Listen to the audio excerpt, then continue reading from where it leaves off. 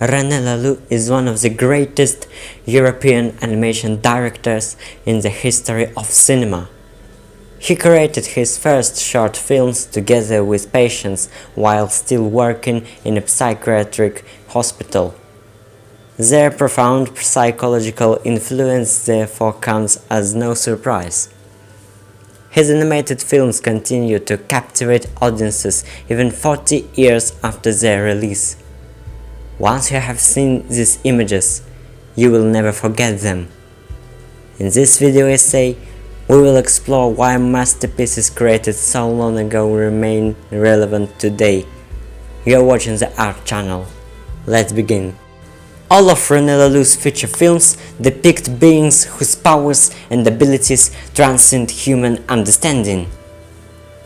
The drugs from Fantastic Planet, the angels from Time Masters, and the artificial intelligence Metamorphosis from Gandahar.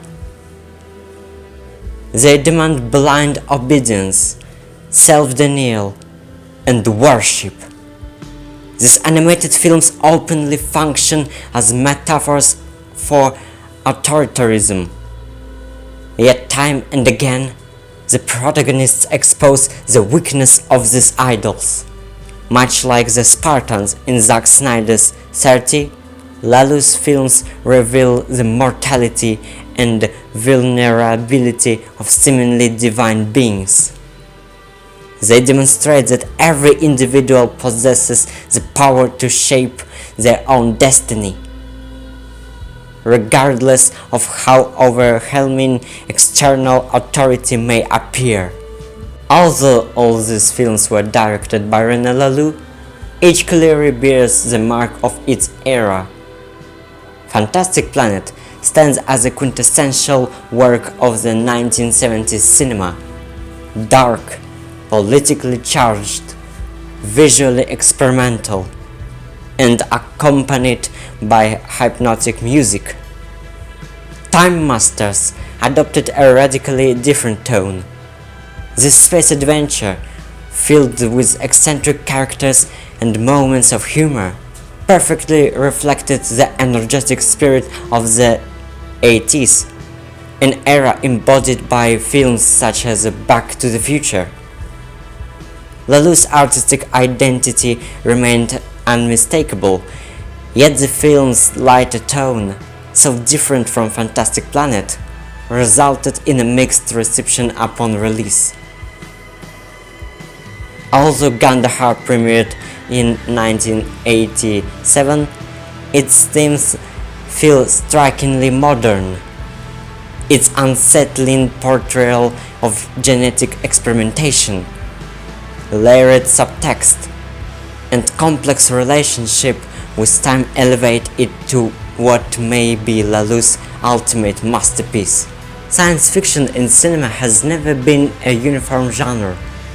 From Georges Méliès' A Trip to the Moon to Stanley Kubrick's 2001 A Space Odyssey, audiences have witnessed both George Lucas' space operas and the philosophical epics of Andrei Tarkovsky coexist on screen.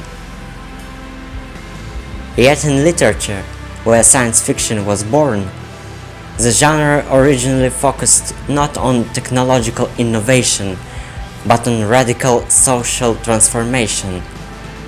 One of its foundational pillars was the utopian tradition, where science represented a way of thinking rather than the construction of complex industrial technology. René Laloux's films restore science fiction's capacity to provoke reflection. They are parables about oppressors and the oppressed, dramas of personal transformation, and dystopian visions in which the future seeks revenge upon the past. Laloux's animation would hardly have left such a lasting mark of its purpose had been merely to showcase humanity's material achievements. His films explore the human soul, because, in the end, The soul is most precious thing humanity possesses.